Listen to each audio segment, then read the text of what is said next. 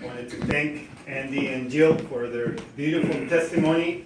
I think it's so nice to come here today as families, because it's not just talks, it's not just studying or learning some intellectual things about marriage and the sacrament of marriage, but also is to see how that sacrament develops and grows in people's life. That's when we can identify ourselves with that.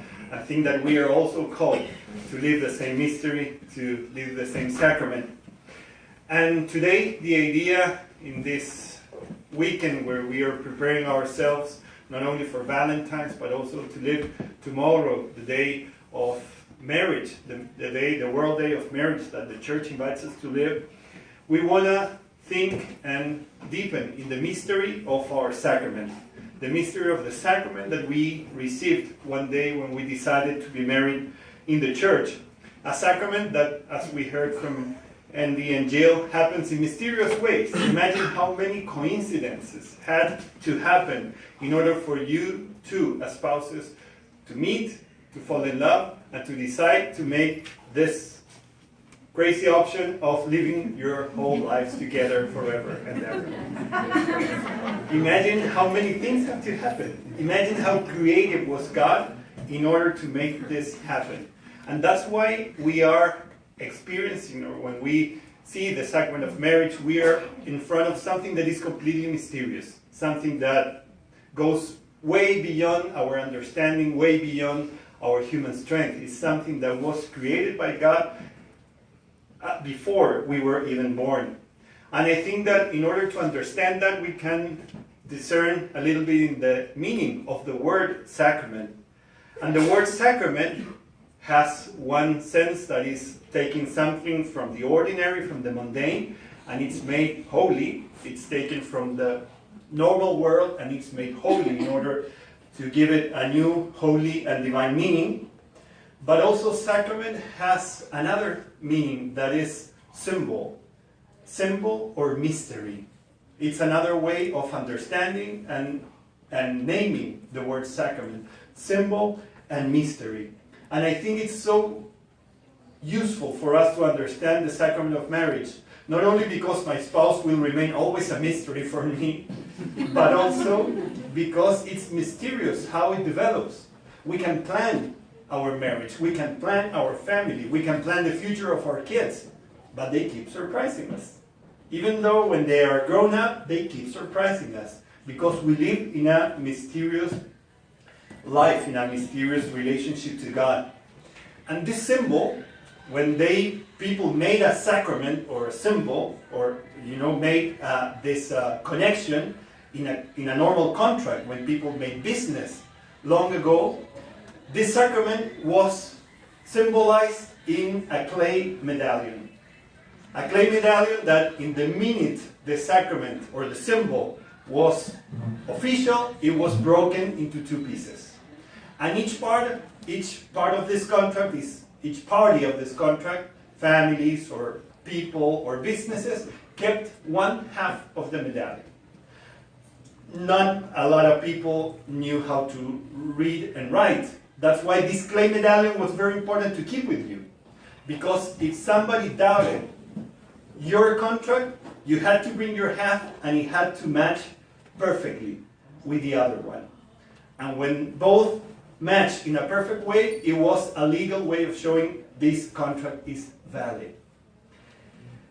Then we have developed, as writing and reading have developed, we now sign contracts. We read and be sure when you have health insurance or you sign up for a new telephone to read the small letter, because that's where all the secrets are hidden.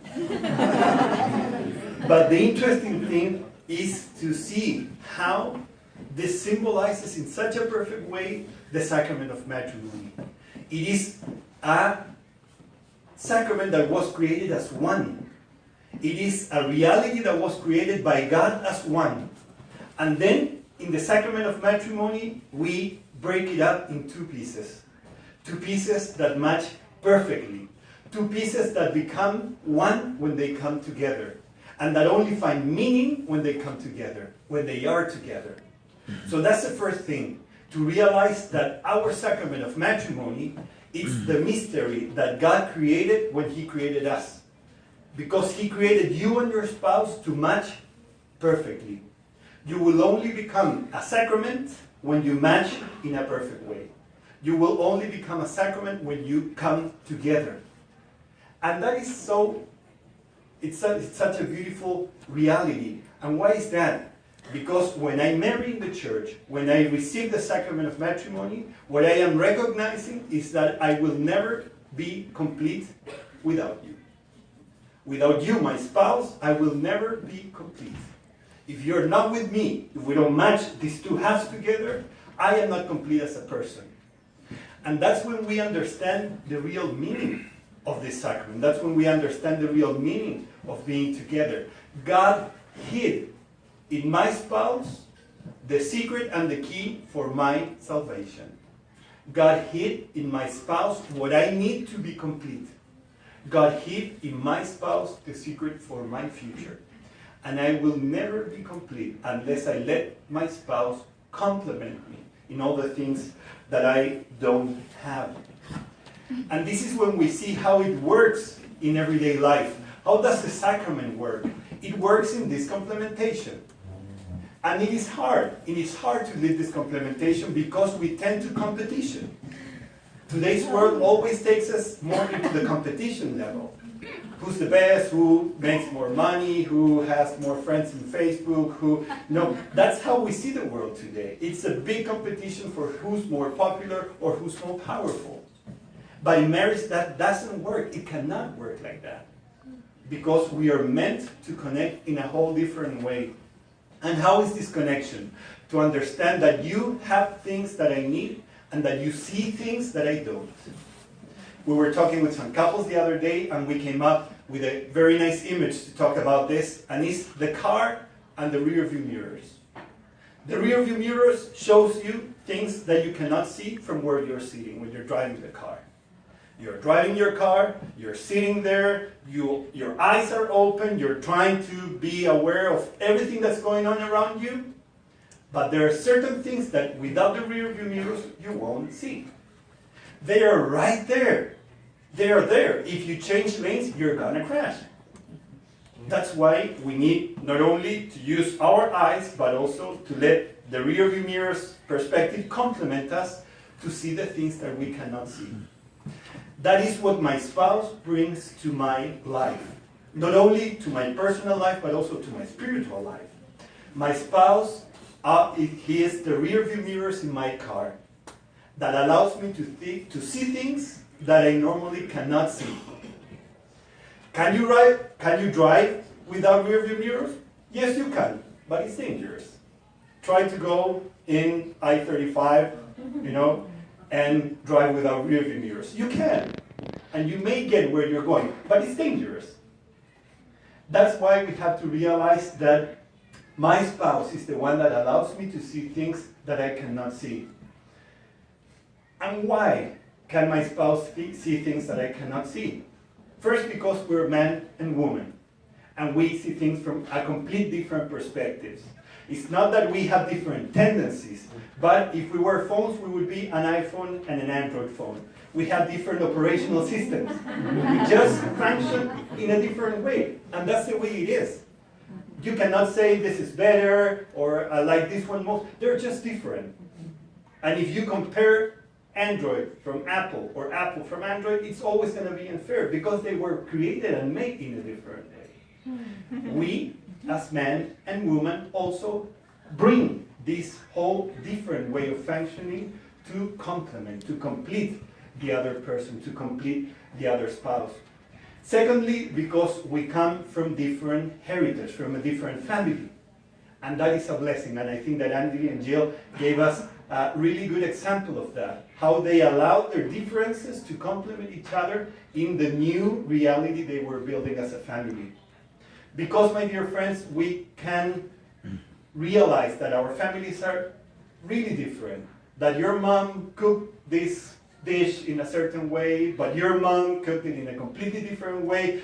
Be careful with saying this one is better than the other, because that can be dangerous too. But we have to realize that we're not gonna just who wins this fight, and we're going to go to what your mom did, or what your mom did, or my family did in Christmas, or what your family did, but we're going to build something new. Because we're meant to complement each other, not to try to talk you into what my family used to do, or into what I think is better. But what does God want for us as a different reality, as a new family, as a new building, as a new domestic church that the Lord is building in us. But not only because we're men and women, not only because we are also come from different heritage, but also because we have a different relationship with the Lord. And that's where we also complement each other. We see God from a different perspective. And that's the uniqueness of the couple spirituality. It's not that you pray and do your best and go to your Acts retreat and go to your church retreat and try to be a good Catholic. That's good, and we need it. We need to go to retreats every now and then. But how much time do we spend praying together?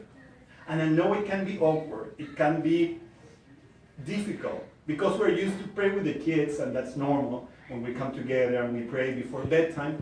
But how much time do we spend praying together as a couple? And that has to happen. Because you as a couple are a unique clay medallion. You as a couple are a contract that was made in heaven that is unique. And it's not just being a random Catholic. It's not just being a faithful Catholic. But it's being who we are meant to be. With our personality, with our history, with our own mission. And that is why we have to foster a spirituality as a couple too. That's why we offer this couples time out. For us to have time to dialogue, to discover, and to discern about our own personal call to be couples in this day.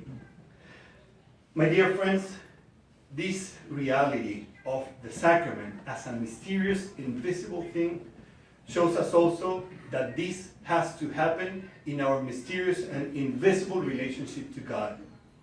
We have to be couples that have a connection, strong connection with God, because that is what gives us the strength in order to go through our family life.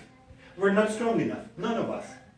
We're not strong enough to be fathers, mothers. We're not strong enough to be husband and wife. We're not strong enough to be Catholics. We need the grace of God. And that is what the sacrament brings. The sacrament brings grace. When we baptize our children, when we go to communion, when we go to confession, as we had the opportunity today, when we go and do adoration, whenever we spend time with grace, we are sanctified. Because we cannot sanctify by ourselves. Human beings can do a lot of things. We can create computers, build rockets, we can make beautiful music, we can do poetry. There's a lot of things we can do, but we cannot go to heaven on our own. And that's why we need to foster this life of grace as a couple. We need to foster this life together as a couple. And that's where Blessed Mother Mary helps us so much. Because, as we heard in today's testimony, as we saw in the video too, we are aware of the presence of God in our everyday life. In our meals together, in our vacation time, in our working time, in our kids' school. That is when we discover the will of God for each one of us. And that is what Mary brings to the church. Mary doesn't bring just a devotion or the prayer of the rosary or some Marian prayers that are beautiful. But Mary brings to us the awareness of my everyday life as a means and an instrument to come closer to the presence of God.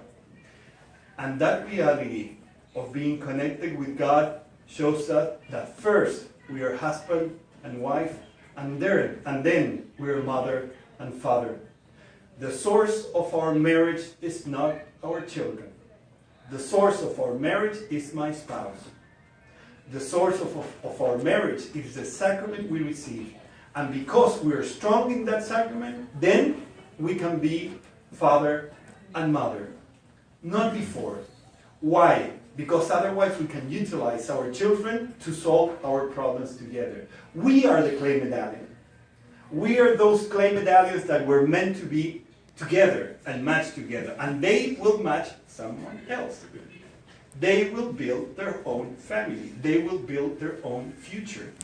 That's why we have to keep our originality and uniqueness together before we can teach them to do the same with their originality, so they can find a perfect match for their own family. My dear friends, and finally, we today are invited to live this invisible reality in a world that trusts only in the visible things.